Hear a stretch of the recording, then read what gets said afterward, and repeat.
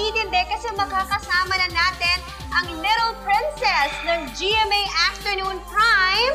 Tawagin na natin si Princess Jo Berry! Hello po! Good morning po sa inyo lahat dyan! Jo, first of all, we'd like to congratulate you sa napakataas na ratings ng Little Princess. Wow! Congrats, ha? Galing, ha? Thank you po! Thank you! Jo, kwento mo naman sa amin. Kamusta naman ba ang pagbabalik mo sa GMA drama?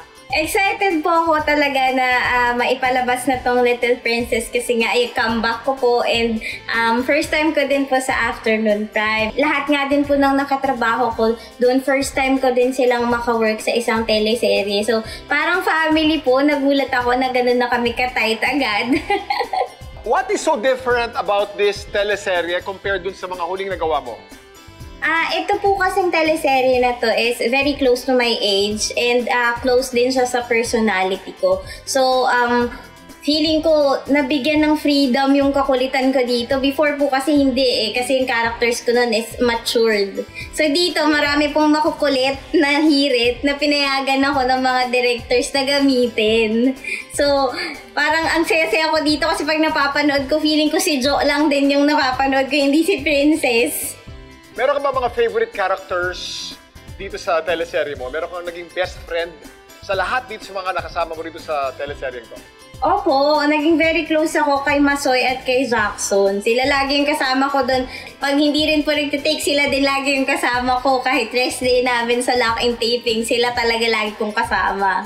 Mars, ano pang aabangan ng mga kapuso natin sa The Little Princess? Madami pa po. Abangan niyo po ang pagiging boss ni Princess. Galing sa isang napakasimpleng buhay, magiging boss po siya dito. So, isa po yun sa aabangan. At syempre, kung paano niya ipaglalaban yung karapatan niya.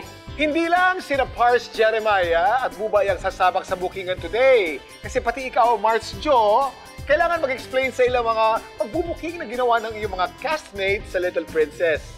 Unahin natin ang revelation na ito ni Therese. Super clingy niya, as in, to the point na magtatampo siya kapag hindi mo siya kasabay kumain ng food or di kaya mas nauna ka pumunta sa set, magsasabi yan ng parang, ba't di mo ako kasabay? Ba't nauna ka? Hindi mo ako love, no? Ganyan. Very cute way naman ng pagtatampo kasi super malambing talaga siya at super yun, clingy. Kaya, nakikitan kami ni Kuya Roger pag nakikita namin na super, ay, daming energy todo yung pagka-clingy ate Kaya yun yung fun fact ko sa kanya. Very clingy ka daw! Totoo pong very clingy ako kasi since malayo nga kami sa family namin nung nag-lock-in taping, doon sila yung naging family. Pero joke lang siya na nagtatampo-tampo ako. Tapos sinusuyo talaga nila ako. After nun, lagi nang hinihintay nila akong kumain ni Rojun. Pareho sila. Diba? Kaya ayan. Ito, hindi lang yan, Jo, ha? Itong si Pars Chucky, meron ding binuking tungkol sa'yo. Ito, panoorin natin. Very animated at saka very, basta maririnig mo siya. Alam mo kung nasaan siya. Kahit wala siya sa kwarto, maririnig mo yan. Ang isang napansin ko sa kanya, laging naghahanap yan ng mga ngat-ngat at makakain na chichirya. Madam, ang gami! Eto pa! Diba? Ayan, so hindi ko nakakalimutan laging dalhan siya ng gummies at kung ano-ano pa. May iba pa mga chichirya, mga nakabalot na pinapipili ko na lang siya. Madam, pili na lang kung ano gusto mo. Ayan, at kapag nakakain na yan, solve na ang araw niya. Diba? Snacks lang ang katapat niya, Kuya Kim. At saka sinabi ni Chucky, kahit hindi mo nakikita, she's all over the place. Yes, you can hear her.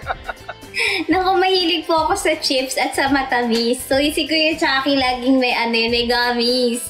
So, lagi niya ako nilalapitan. Binibigyan niya talaga ako. Lagi po kasi akong gutom. Baby ka talaga sa inyong set, ano?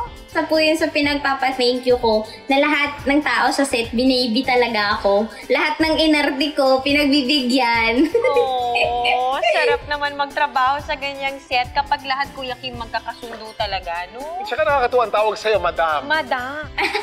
Ang next naman magre-reveal about you ay si Mars Geneva, na isa sa mga kontrabida sa show mo. All I know is that Jo Berry can sing and she can play the ukulele. That's why I'm still waiting.